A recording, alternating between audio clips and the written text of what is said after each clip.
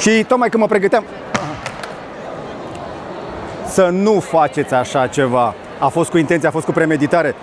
Am luat aprobare ca să pot să trântesc pentru prima dată. Am transpirat instantaneu. Un Honor Magic V3.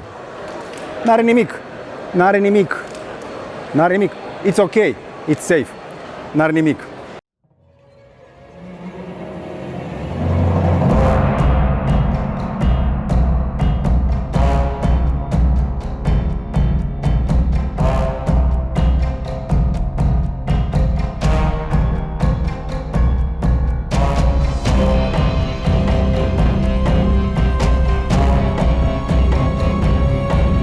Acum nu știu de ce ar trebui să-ți bagi vreodată telefonul în mașina de spălat rufe, așa că insist, nu îți băga telefonul în mașina de spălat rufe. Este doar o chestie de marketing. Faptul că funcționează nu înseamnă că trebuie să o și faci, adică rezistența la apă pentru telefoane pliabile, ok, e acolo în caz de ceva, da? Încă insist, nu faceți chestia asta. Mai bine te bucuri de un telefon de 1999 de euro, așa cum se cuvine, pentru că ai un telefon care este superlativ la aproape toate capitolele. Ține în mână un Honor Magic V3, care este în momentul acesta cel mai avansat, pliabil și mai subțire, și mai puternic, și mai cu ce vrei tu de pe planetă. Are atât de multe premiere, încât e mai bine îți fac o comparație. Încerc să nu fac un review banal. Încerc doar să-ți arăt un iPhone 15 Pro Max lângă un Honor Magic V3. Aici am un telefon cu un singur ecran și aici am un telefon cu două ecrane. Și ecranul principal este un 6 inch și jumate cu high refresh rate, cu tot ce vrei. Este exact ca orice fel de telefon. Dacă ai mai văzut până acum un smartphone, ăsta arată ca un smartphone. Cu tot cu mufă USB-C, cu tot cu sertar de nano SIM, cu tot cu butoane de volum și așa mai departe, inclusiv cu emițător de infraroșu. Poți să-ți folosești telefonul pe post de telecomandă. Și toată chestia asta are vreo 220 de grame și 9,2 mm grosime. Hai să-ți arăt un pic de ce. Încerc să mă apropii de stand. Hai să vă arăt un pic cam care sunt lucrurile. Aici este o delegație în momentul ăsta cu care fac teste, fac drop teste. Scapă telefonul intenționat din mână, am văzut chestia asta și în timpul evenimentului. Ideea este că în timpul evenimentului, nu doar că ni l-au arătat în mașina de spălat rufe, i-au dat drumul de pământ, pentru că are certificare IPX8.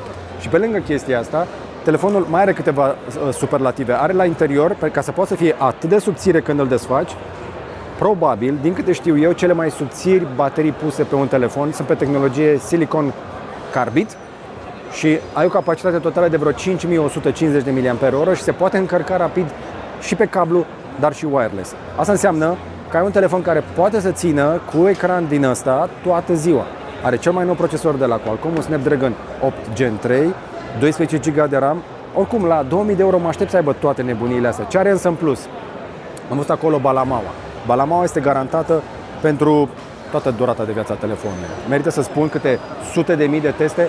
Ei spun că au testat telefonul acesta inclusiv la de câte ori trebuie să închizi ecranul ca să înceapă să se vadă crease-ul, să se vadă aici urma de pliere. O să fie undeva la 0,2 mm după 50.000 de plieri. Nu știu de cât ar trebui să-ți ia chestia asta cu un pliabil. Știu oameni care trăiesc cu un pliabil și orice inovație care apare în domeniul acesta este interesantă. Dar una peste alta este un telefon subțire și ușor cu care poți să trăiești. Dar dacă vrei să faci mai mult de atât, ai la dispoziție și niște camere spectaculoase și ne-a jucat un pic cu ea mai devreme. Odată ce desfaci așa, dar poți să-l folosești și așa pe cameră. Ai la dispoziție teoretic 4 camere, în realitate ai 3, ai inclusiv una cu periscop și toate sunt stabilizate. Uite cum arată pe 0,6, 1, 2, care este zoom digital și 3,5X, care este zoom optic stabilizat. Absolut nimic de reproșat. Pe partea de video la fel, pot să mă duc până în 4K, 60 fps. Mă lasă să trec și mă lasă să trec între camere, ceea ce are și este foarte bine. Iar dacă dau înregistrare, uite, asta este o premieră. Pot să trec în 4K 60 între toate camerele. Mai rar așa ceva.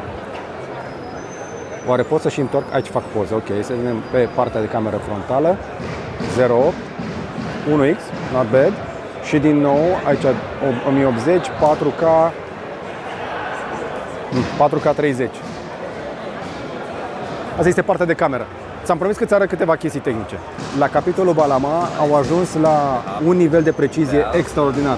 Asta e toată Balama, este super, super subțire, este garantată pentru 500.000 de plieri. Cu certificarea, inclusiv, vă spuneam, pentru rezistență la apă și la praf cu IPX8.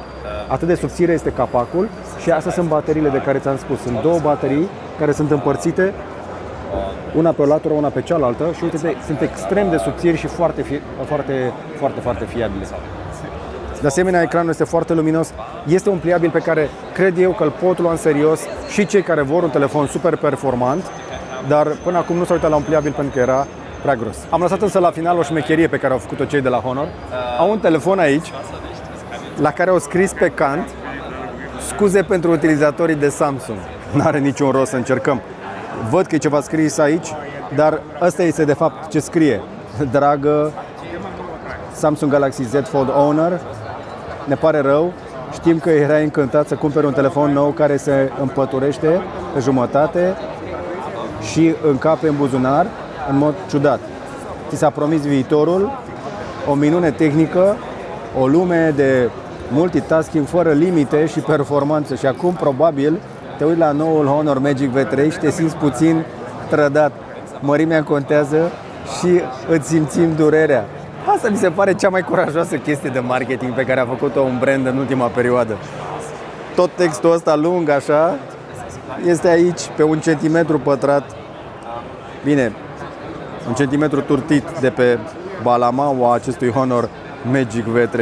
În plus, cei de la Honor au arătat aici în stand, inclusiv demonstrații și în eveniment cu cum scapă telefonul pe jos. Și o să încerc încă o dată, poate mă lasă. Și tocmai când mă pregăteam,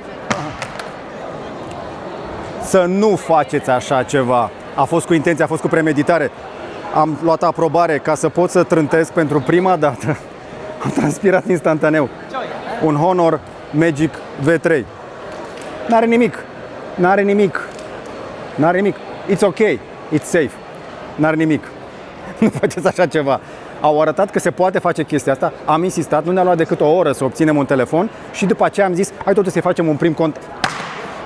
Și mi-a scăpat și cu fața în jos și tot nu are nimic. Toată lumea este stresată în jurul meu. Vreau să le mulțumesc celor de la Honor că au avut curajul.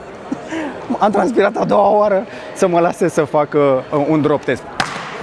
Ne place sau nu, trebuie să acceptăm că acesta este cel mai avansat pliabil de pe planetă în momentul ăsta. Sunt și cei de la Google mai încolo cu Pixelul 9 Pro Fold. Mai există undeva câteva hale mai încolo și Samsung. Dacă iei la bani mărunți, pe toate cifrele, nu vei găsi un pliabil mai bun. Și nu m-au plătit, nu m-a angajat nimeni să spun chestia asta. Pur și simplu, mi se pare foarte tare. Acesta este însă doar un prim contact. Abia aștept să primim telefonul la teste ca să putem să-l testăm, să zicem, cel puțin o zi completă și să vedem dacă într-adevăr bateria asta face față, pentru că în rest nu ar avea ce să-l încetinească. Cei de la Honor ne-au mai arătat însă aici un laptop și o tabletă, iar telefonul acesta ar trebui să funcționeze împreună cu laptopul într-un mod foarte inteligent, ca un al doilea ecran și să poți să muți fișiere de colo-colo cu niște funcții speciale. Din nou, chestii despre care vom mai povesti atunci când îl aducem în studio. Dar cam acesta este un prim contact cu un telefon în coată. Foarte frumos, foarte subțire, ușor și pe care îl poți compara oricând cu un alt smartphone. Și încă o dată insist, nu-l băgați în mașina de spălat, chiar dacă producătorul spune că va supraviețui. Dă un like dacă ți-a plăcut, un share să vadă și prietenii și un subscribe dacă nu ai făcut-o deja. Și până data viitoare să vă fie numai bine!